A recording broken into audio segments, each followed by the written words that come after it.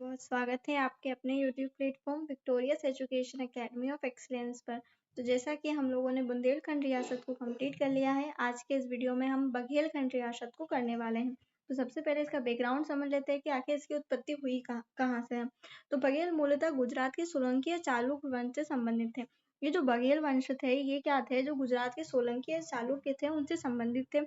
सोलंकी वंश के शासक कुमार पाल ने अपनी मौसी के बेटे अर्नो राज को व्याघ्रपल्ली बघेलवाड़ी का सामंत बनाया था। जो सोलंकी वंश था उसका शासक था कुमारपाल। उसने क्या किया, अपने मौसी के बेटे को अर्णोराज, जिसका नाम था व्याघ्रपल्ली करके या बघेलवाड़ी करके एक जगह थी, वहां का सामंत बना दिया। ठीक है, अब हमको क्या याद रखना है कि अर्णोराज बघेलवाड़ी व्याघ्रपल्ली का मतलब सामंत बन चुका है। बघेलवाड़ी ग्राम से संबंधित होने के कारण अर्णोराज के जो वंशज है वो बघेल कहलाए। क्या हुआ भैया, अब बघेलवाड़ी का जो है बघेलवाड़ी जगह थी, उत्पत्ति क्योंकि अर्णोराज से हो रही है, तो इस कारण इनको बघेली कहा जाता है। अर्णो राज्य का बेटा लवन प्रसाद हुआ, जिसे बघेलखंड के ऐतिहासिक स्त्रोत में व्याघ्रदेव कहा गया है। जो अर्णो राज्य का बेटा लवन प्रसाद हुआ, जिसे बघेलखंड के ऐतिहासिक स्त्रोत में व्याघ्रदेव कहा गया है, इनका बेटा होता है अर्णोराज का, जिसका नाम होता है लवन प्रसाद। अभी जो लवन प्रसाद है ना, तो बघेलखंड का जो ऐतिहासिक स्रोत है वो इसको व्याघ्रदेव कहता है। क्या कहता है कि ये व्याघ्रदेव था। ठीक है, इस प्रकार व्याघ्रदेव को बघेल वंश का आदि पुरुष माना जाता है। अब दूसरा प्रश्न क्या हुआ कि व्याघ्रदेव को बघेल वंश का आदि पुरुष कहा जाता है। व्याघ्रदेव का पुत्र कर्णदेव तथा कर्णदेव के पुत्र भीमलदेव या विसलदेव हुए। ठीक है, अब देखो क्या हुआ, सबसे पहले अर्णोराज बघेलवाड़ी या बघेल जो जगह है बघेलवाड़ी या व्याघ्रपल्ली का क्या बना, सामंत बना। उसका बेटा हुआ लवन प्रसाद, उसको व्याघ्रदेव कहा गया फिर। ठीक है, अब व्याघ्रदेव के दो बेटे हुए। जो व्याघ्रदेव है वो आदि पुरुष है और इसके हुए दो बेटे, एक तो भीमल देव और एक विसल देव। ठीक है, अब क्या होता है, 1236 ईस्वी में के आसपास कालिंजर पर भर जाति के राजाओं का, जबकि कालिंजर के समीप स्थित गहोरा चित्रकूट पर लोधी वंश के राजाओं का अधिकार था। अब भैया होता क्या है कि 1236 में क्या होता है, जो कालिंजर है करके जो जगह है उस पर भर जाति के राजाओं का, जबकि कालिंजर के समीप स्थित गहोरा चित्रकूट पर लोधी वंश के राजाओं का अधिकार था। ठीक है, भरत एवं लोधी वंश के राजाओं के मध्य सीमा विवाद में व्याघ्रदेव ने भर राजाओं का सहयोग करने हेतु तो अपने दोनों पोते भीमल देव और विसल देव का कालिंजर भेजा था।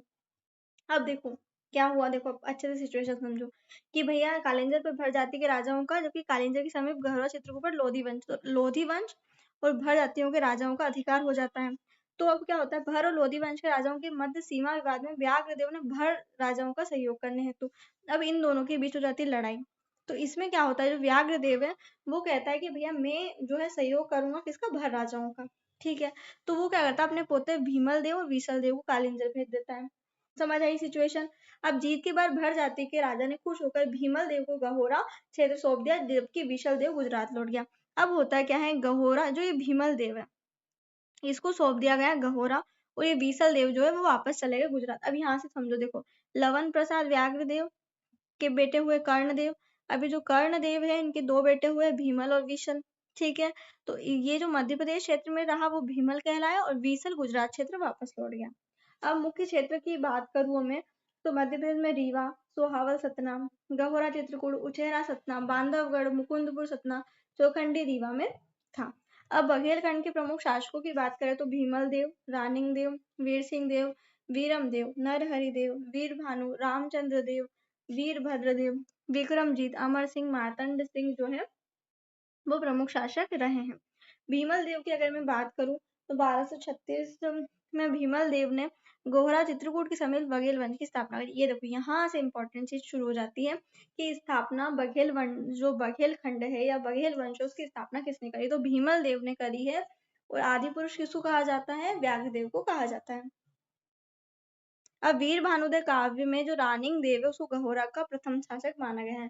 देखो संस्थापक भीमल देव है, लेकिन एक काव्य है वीर भानुदय, उसमें रानिंग देव को जो है गहोरा का प्रथम शासक माना गया है। ठीक है, चलिए कोई बात नहीं, मान लिया तो मान लिया।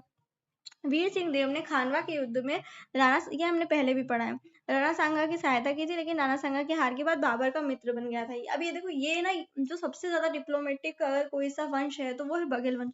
ये बहुत जल्दी बहुत पार्टी चेंज कर लेते हैं और इतना डिप्लोमेटिकली रहते हैं, मतलब जहाँ फायदा देखा उनसे दोस्ती कर लेते हैं। तो क्या होता है, खानवा के युद्ध में जो राणा सांगा है उसकी सहायता इन्होंने कर दी। तो भैया राणा सांगा तो हार गया। फिर बाबर, अब भैया होता क्या है, अब बाबर आक्रमण करेगा, डर से क्या करते हैं, बाबर से भी मित्रता कर लेते हैं। वीर सिंह देव प्रयाग में जल समाधि लेने वाले बघेली रियासत के एकमात्र शासक थे। एकमात्र शासक कौन था, वीर सिंह देव था, जिसने जल समाधि ले ली थी। ठीक है, एक कबीर पंथी या कबीर का भक्त था, इसलिए दरबार में उसका साहिब सलाम कहकर अभिवादन किया जाता था। अब ये जो था हमारा वीर सिंह देव, ये क्या था, कबीर का बड़ा भक्त, कबीर को बहुत मानते थे। अब कबीर इतनी अच्छी अच्छी बात मानते हैं, नॉर्मल सी बात है, कोई भी इनका प्रशंसक बन जाएगा, तो इसलिए इनको साहिब सलाम कहकर अभिवादन किया जाता था। अब वीर भानु सिंह की बात अगर मैं करूं, तो 1539 में चौसा के युद्ध के बाद वीर भानु ने हुमायूं के युद्ध में मदद की थी। अब देखो वीर सिंह हो गया है, वीर सिंह हो गया है, बाबर से मित्रता करी। अब वीर भानु सिंह आते हैं। तो चौसा के युद्ध के बाद वीर भानु ने हुमायूं के युद्ध में मदद की थी। इस कारण मुगल शासकों ने उसे क्या करा था, कर फ्री रखा था, कर टैक्स मुक्त रखा था। वह हुमायूं का मित्र भी था। ठीक है, आगे समझ में बात, वीर सिंह देव अच्छे से समझ आया, वीर भानु सिंह अच्छे से समझ में आ गया। चलिए, अब रामचंद्र देव जो होता है वो अकबर का समकालीन शासक होता है। इसके दरबार में संगीतज्ञ तानसेन थे। तानसेन की ख्याति सुनकर अकबर ने जलाल खां खुर्ची को राजा रामचंद्र देव के पास भेजकर तानसेन को अपने दरबार में बुलवा लिया था। देखो, रामचंद्र देव समझ आया, अकबर का समकालीन हो गया। ठीक है, ये तानसेन किसके दरबारी थे, ये अगर पूछ लिया जाए तो रामचंद्र देव के थे। ठीक है, अब किसको भेजा लाने के लिए, जलाल खां कुर्ची को भेजा। ठीक है, तानसेन आ गए अब हमारे अकबर के पास। 1564 में अपनी राजधानी गहोरा से बांधवगढ़ रामचंद्र देव ने स्थानांतरित करी। अब देखो, पहले के जितने भी राजा हैं उन सबकी राजधानी पूछे तो क्या रहेगी, गहोरा रहेगी। ठीक है, क्लियर हुआ। अब ये लोग ले जाएंगे बांधवगढ़। ठीक है, तो बांधवगढ़ लेके कौन गया है, रामचंद्र देव गए हैं। इनके समय बघेलखंड रियासत को बंधु राज या बांधवेश कहा जाने लगा। अब भैया होता क्या है, बघेलखंड रियासत को बांधु राज या बांधवेश कब कहा जाने लग जाता है, जब इसकी राजधानी बांधवगढ़ बन जाती है। ठीक है, अब रामचंद्र देव 1584 को अकबर के दरबार आगरा फतेहपुर सीकरी में शामिल हुए थे। चलो इतना कोई जरूरी नहीं है, बस ये जरूर पूछा जा सकता है कि अकबर के समकालीन कौन था, तो रामचंद्र देव था। अकबर ने वीरभद्र देव को राजा की उपाधि दी और बांधवगढ़ का शासक नियुक्त किया। इनके प्रमुख दरबारी पद्मनाथ मिश्र थे, जिन्होंने वीरभद्र देव चंपू रचना की थी, ये जरूरी है। गहोरा से बांधवगढ़ आते समय पालकी से गिरकर इनकी मृत्यु हो गई। कोई बात नहीं, हो जाती है मृत्यु, तो अटल सत्य है। दुर्योधन, कुछ स्त्रोतों में 1592 से 1601 तक अकबर ने वीरभद्र देव के किसी भी पुत्र को मान्यता नहीं दी। अब भैया क्या होता है, अकबर जब तक मान्यता नहीं देगा तब तक, मतलब ये प्रतापी शासक है भैया, बड़े शासक है, तो इनकी मान्यता के बिना कोई कैसे मतलब राजा बन जाए।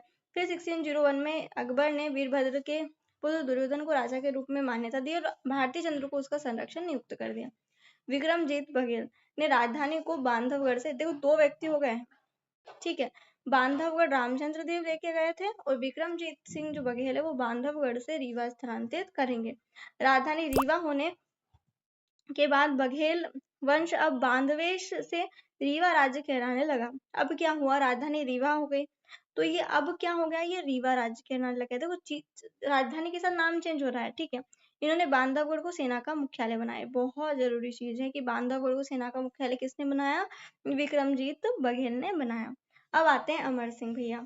तो अमर सिंह क्या थे, साहित्य के प्रेमी थे। हर एक राजवंश में एक व्यक्ति ऐसा होगा ही सही, जो जिसको आर्ट पसंद होगा, या फिर जिसको संगीत पसंद होगा, या फिर वो चित्रकला होगा, तो ऐसे व्यक्ति कोई ना रहता ही रहता है हमेशा एक राजवंश में। तो ये अमर सिंह है। तो इन्होंने क्या करा, इनके दरबार में नीलकंठ और भूपति राय विद्वान को रखा। नीलकंठ जो व्यक्ति है उन्होंने अमरेश विलास, ठीक है, और की रचना करी। इन्होंने सतना में अमर पाटन नामक शहर की स्थापना भी की थी।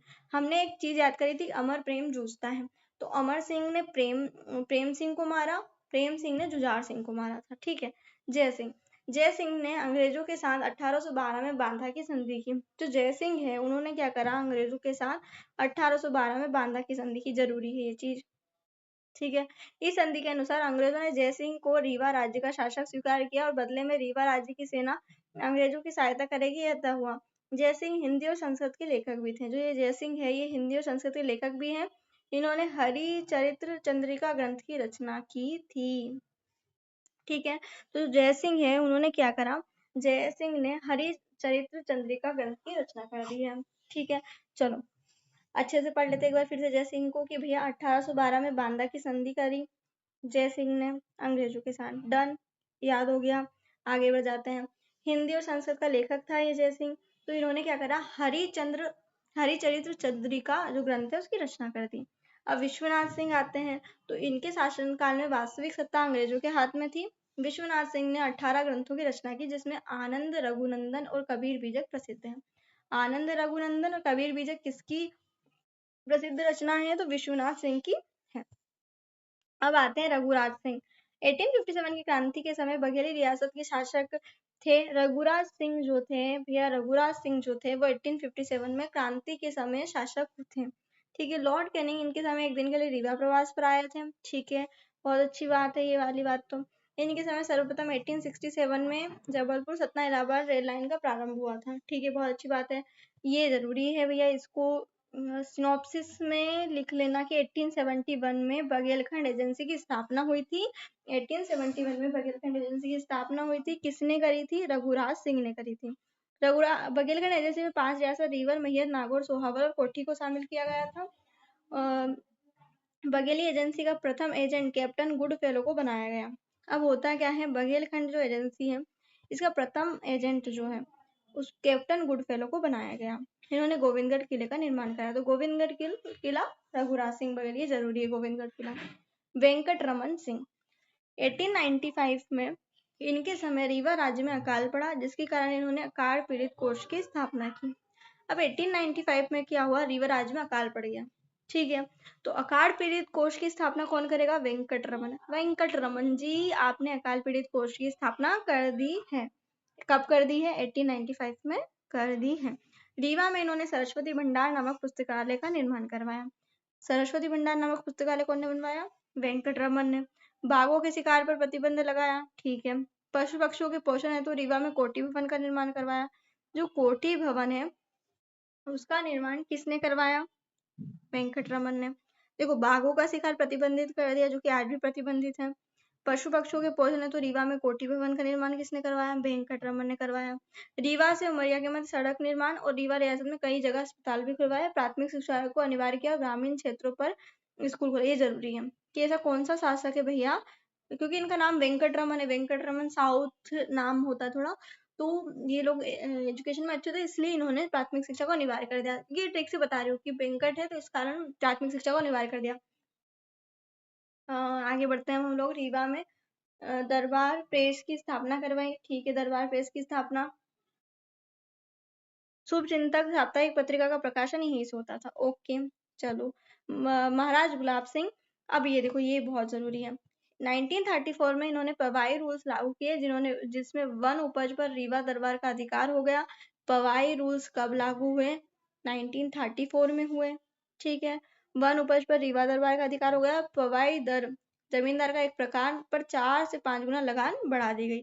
पवाई रूल्स की डेट याद रख लेना। और 1871 में बघेलखंड एजेंसी बनी थी, ये जरूर याद रखना। 1938 में इन्होंने जुबली जनाना अस्पताल की स्थापना रीवा में की। इन्होंने पंचवर्षीय शिक्षा योजना लागू की। देखो, मैं दोनों पे टिक कर देती हूँ ऐसे करके, ऐसे। ये कौन व्यक्ति है, ये है महाराज गुलाब सिंह। नाम गुलाब है। पवाई रूल 1934 में लागू किया। जुबली जलाना अस्पताल की स्थापना रीवा में की। पंचवर्षीय शिक्षा योजना लागू की 1936 में।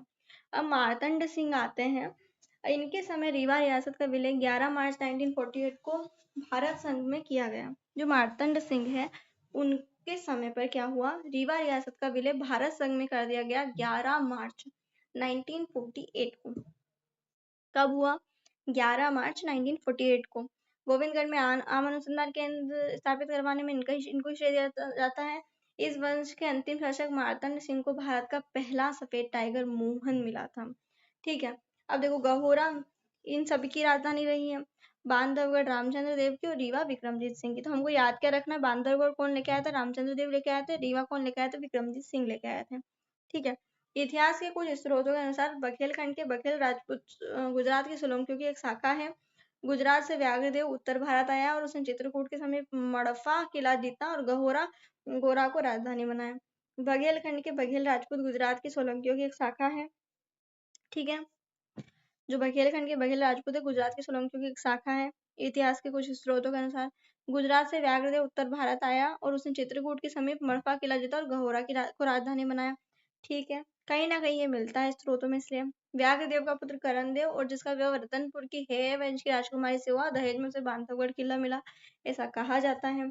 करण देव ने बांधवगढ़ को नवीन राजधानी बनाया। देखो अब हमने क्या पढ़ा कि बांधवगढ़ को राजधानी किसने बनाया, रामचंद्र देव ने बनाया, लेकिन यहाँ क्या दे रखा है कि भैया कर्ण देव ने बनाया, तो हमको लगाना वही ऊपर वाला है। ठीक है, इसमें कंफ्यूजन नहीं रहना, बस ये कुछ दे रखा है तो पढ़ लिया हमने।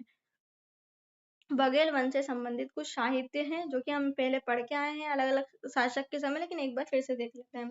बघेल वंशावली अजवेश राम, बघेलों की वंशावली किसने लिखी है, अजवेश राम ने।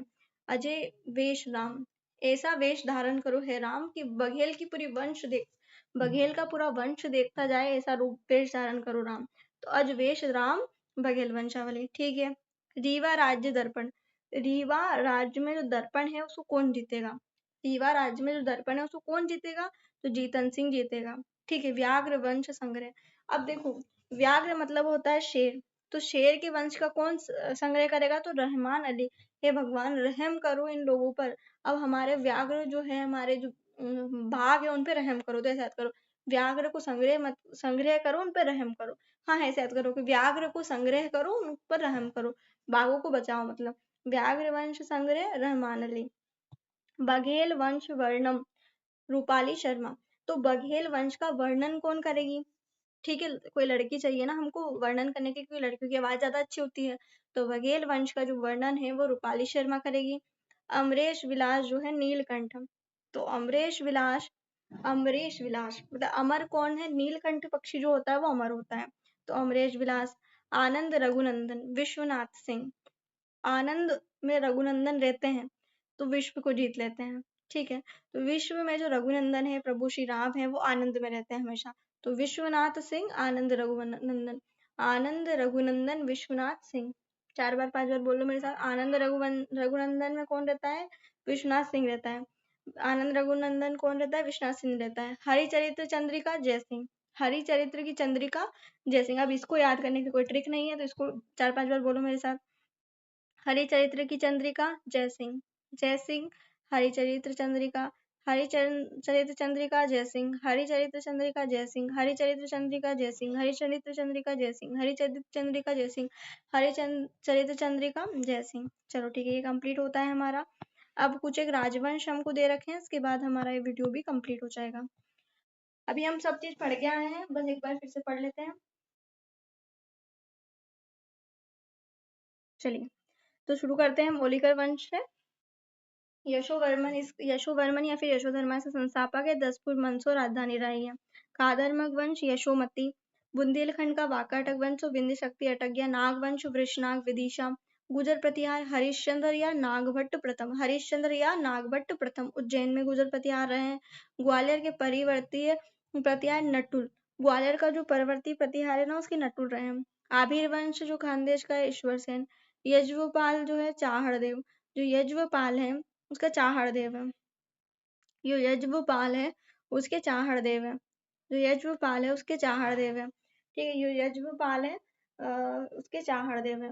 कलचुरी वंश वामराज त्रिपुरी, कलचुरी वंश वामराज त्रिपुरी, कलचुरी वंश वामराज त्रिपुरी, कलचुरी वंश वामराज त्रिपुरी हम पढ़ के आए हैं। वामराज कलचुरी, कहीं ना कहीं जो है कलचुरी का कोकल प्रथम भी दिया रहता है, तो वो भी याद रखना है, वामराज भी याद रखना है। तो त्रिपुरी, यज्व यज्वपाल ये नई चीज है थोड़ी, इसको 5 बार पढ़ लो। तो यज्वपाल चाहड़देव, यज्वपाल चाहड़देव, यज्वपाल चाहड़देव, यज्वपाल चाहड़देव। चंदेल वंश नन्नू या फिर चंद्रवर्मा, नन्नू या फिर चंद्रवर्मा खजुराहो। ठीक है, परमार वंश कृष्णराज उपेंद्र राज उज्जैन धार, धार कौन बनाता है, सिरक द्वितीय बनाता है। मालवा का गोरी वंश दिलावर खां गोरी, खिलजी वंश महमूद खिलजी, उमर वंश वीर सिंह देव ग्वालियर, कच्छवाहा वंश लक्ष्मण या वज्रदामन, लक्ष्मण या वज्रदामन मुरैना में। गढ़ा का गोंडराज यादव राय जादव राय, गढ़ा मंडला रामपुर, देवगढ़ का गोंडराज। ठीक है, राजा जाटवा देवगढ़ छिंदवाड़ा में मनाते हैं। होलकर वंश मल्हार राव होलकर इंदौर या महेश्वर में। सिंधिया राणोजी सिंधिया उज्जैन ग्वालियर में। ठीक है। पवार उदाजी परमार या आनंद पवार जो है धार में। पवार वंश जो है उदाजी परमार या फिर आनंद परमार धार में मनाते हैं। तुकोजी राव प्रथम देवास बड़ी पंथी में। जीवाजी राव देवास छोटी पंथी में। भोपाल रियासत दोस्त मोहम्मद खान या इस्लाम नगर भोपाल में।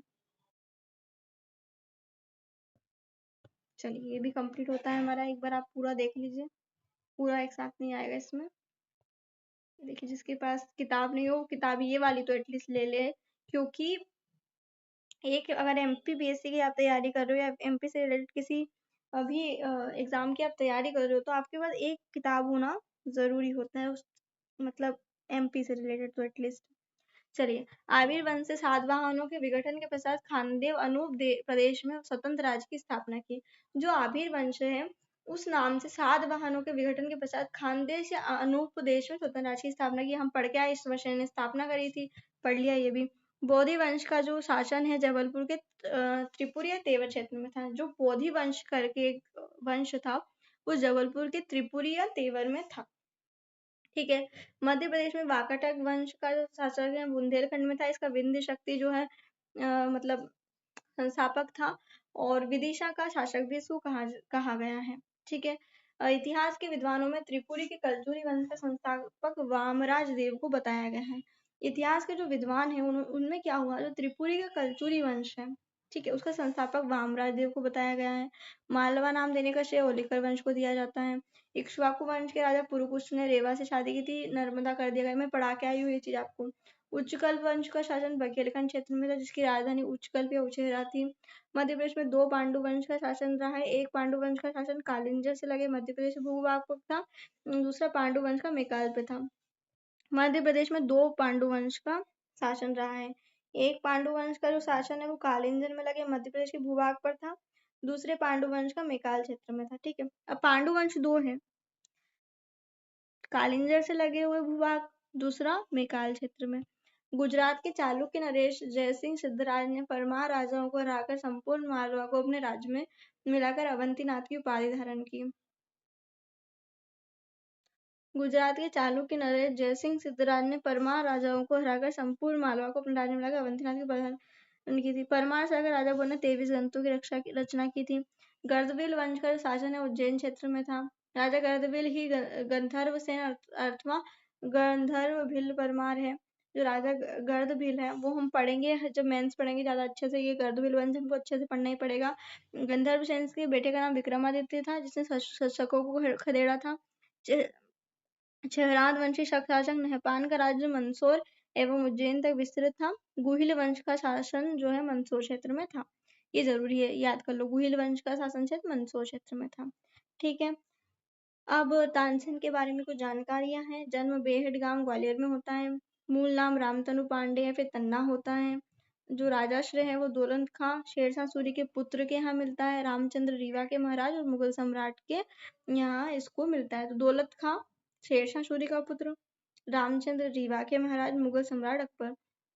अकबर अथवा गुरु मोहम्मद खां मोहम्मद गोश खां के कहने पर इन्होंने इस्लाम धर्म को स्वीकार कर लिया और अपना नाम बदलकर आता अली खां कर लिया था। ठीक है। इन्होंने मियाँ मल्हार, दरबारी कांडा, मियाँ की सारंग आदि रागों का आविष्कार किया। देखो कौन कौन से, मियाँ मल्हार, ठीक है, दरबारी कान्हड़ा और मियाँ की सारंग आदि का आविष्कार किया था। इन्होंने ध्रुपद गायन, दीपक राग, राग मल्हार, मेघ मल्हार में महारत हासिल की थी। कौन कौन से, ध्रुपद गायन, दीपक राग, राग मल्हार, मेघ मल्हार। ठीक है। ये चीजें जरूरी है, इनको सिनॉप्सिस में लिख लीजिएगा। मियाँ मल्हार, दलबारी कानड़ा, मियाँ की सारंग, ध्रुपद गायन, दीपक राग, राग मल्हार, मेघ मल्हार। अकबर ने इन्हें कंठाभरण, वाणी विलास और मियाँ की उपाधि दी थी। ठीक है। तानसेन का मकबरा ग्वालियर में मोहम्मद गोश के मकबरे के समीप है। चलिए, थैंक यू सो मच। आपको आई होप चीजें समझ आई होंगी। Thank you so much. जय हिंद, जय भारत, भारत माता की जय।